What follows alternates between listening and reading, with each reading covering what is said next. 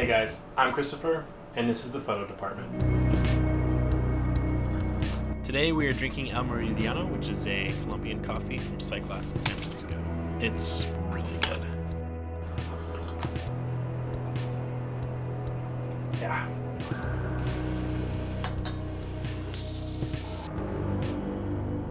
This coffee was a gift from a client, and if anyone knows me, you know that I love coffee, especially if it's free. I'm drinking it in my 4-barrel mug, which I'm not sure if that's sacrilege, but I feel like if I'm supporting local roasters, who cares, you know?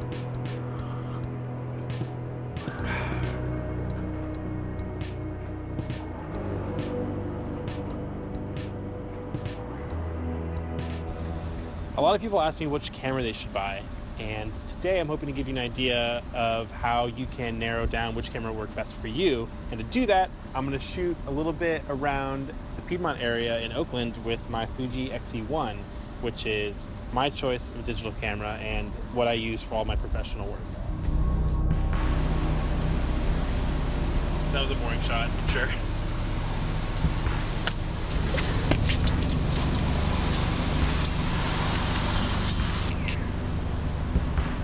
I'm taking like 4 pictures of you. Video dating me.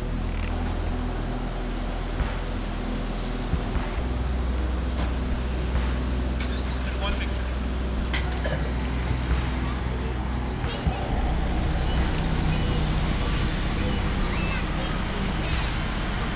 Keeping sound.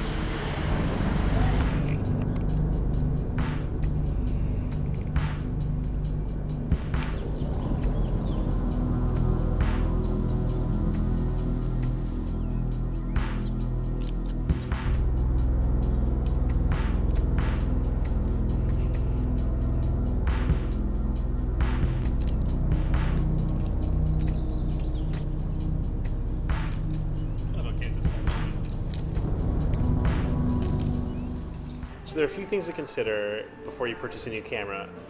One of the most important things to consider is what you're going to be using the camera for. Are you going to be taking it traveling? Are you going to be keeping it on you all the time like a point and shoot? Or are you trying to take photography more seriously and maybe start doing some amateur or professional type photography stuff? So I want to start with beginners because those are typically the people that are asking me which kind of camera they should buy. I started with film way back in 2002. I firmly believe that starting as a film photographer is the best way to learn about photography, especially if you're just starting. And almost all the techniques that you'll learn in film photography transfer over to digital. And I can definitely say that starting as a film photographer made it a lot easier for me to shoot digital when that time came. So I want to show you a couple of cameras that I have that would be great for any beginner that you can get on the used market for really cheap. I'm talking about under $100 for most of these. The Canon 81. This was my first camera. I don't remember where I got it. I got it when I was in my sophomore year of high school. This was the camera that I shot all of the first rolls of film and the first rolls of film that I developed and the first rolls that I printed on actual photo paper, which was crazy. This is the Canon 50mm 1.8. This is a really typical setup for this camera, and you can get the lens and this camera for under or just around $100 online. These are meant to be for beginners or for students, but they're actually really, really rugged, super dependable, very easy to use. I would recommend this to anybody. Yeah, good camera. Okay, the next camera I want to show you is my Nikon FE2. I have the FE, which is the one that came before this, and the FE2. Both cameras are fantastic. I prefer the FE, but that currently is broken.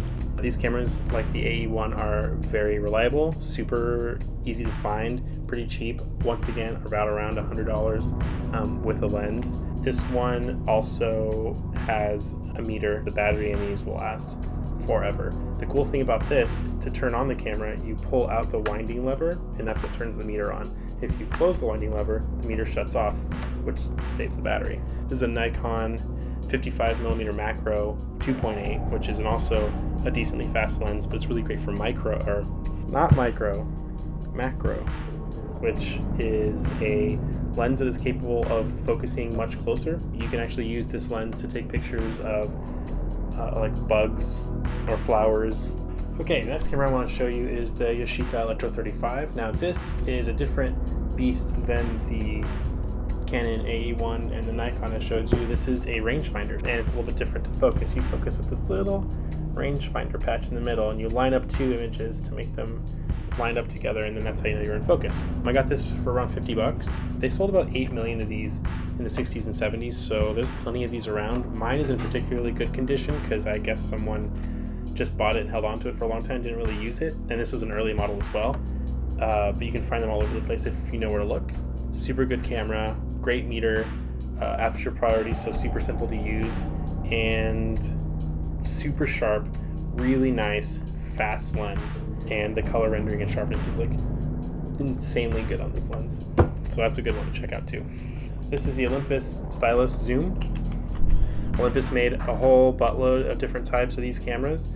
This one is one of the earlier versions. This is the Infinity Stylus, and this one zooms from 35 all the way to 70 optical zoom, which is cool. These are not the most sought after versions of these. There's one that's a fixed non-zoom 35mm lens, f2.8 I believe. I've seen them go for like 300 bucks. I would avoid those because they're honestly nothing really that special, especially if you're a beginner. This is great for carrying around with you and taking shots with your friends at concerts, whatever. I take this out when I go out at night with my friends, and I use it with flash and black and white film, and it's really, really awesome. This was my mom's, so it was given to me by my dad a couple years ago. But you can find this version and others like the 135 zoom or the 70 zoom for less than $100 all over the place, and they're really, really fun. Also, weatherproof. I haven't tested it, but I've definitely taken it out in the rain. It's done fine, but apparently you can splash a little bit of water on these. It's not going to hurt it. As far as digital goes, most beginners are going to want to have a camera that's a little more compact and smaller that they can take with them. They can take really good pictures on, but it's not going to be super bulky or super heavy. It's something they can take traveling or hanging out with their friends or whatever. And for that, I would recommend personally a mirrorless system like the Fujifilm X series or the Sony A series, like the A6000.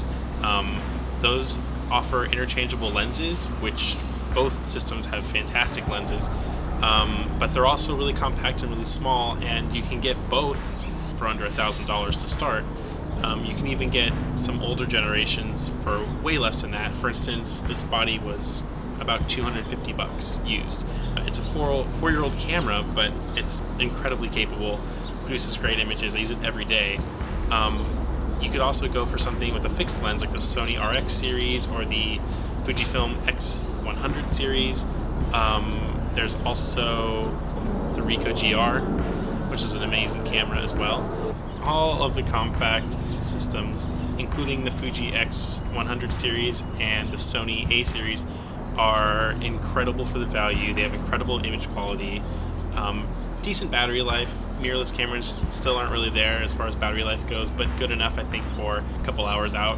One of the things that I like to tell people when they ask me what kind of digital camera they should buy is that one of the worst myths in digital photography is that you have to spend a lot of money for good quality, and in 2017 that's 100% not the case.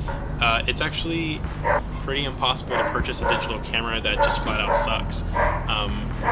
Sensor technology is way up there. It's really just a matter of what feature set that you need or want, and actually aesthetics too. I mean, do you want a rangefinder, old school style looking camera, or do you want something more futuristic looking, or do you want something with a bigger grip for your hand, or do you want something that's metallic red? Can't remember what the model number is, but that thing was ugly. Either way, you could really literally walk into any Best Buy or Target or look at Amazon at any newer 2016, 2017 digital cameras and buy one sight unseen, and it's going to produce really good images. Like I said, it just really depends on what you want from the camera. I'm going to put a link to all the stuff that I showed in this video, including the coffee, in the description. I'm also going to provide a link to my blog, which I will show all of the images that I took, plus some more for this episode that you can go look at. Make sure to subscribe, share, like, leave me a comment, tell me how crappy these videos are. I'm gonna ignore you or publicly shame you. Nah, I won't do that. I'm pretty nice. I'm kinda nice.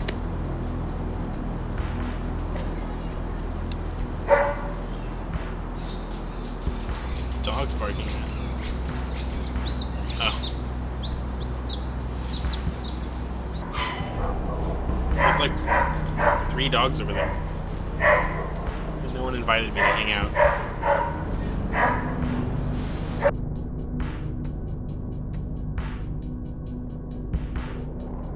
Please say something of value. Okay.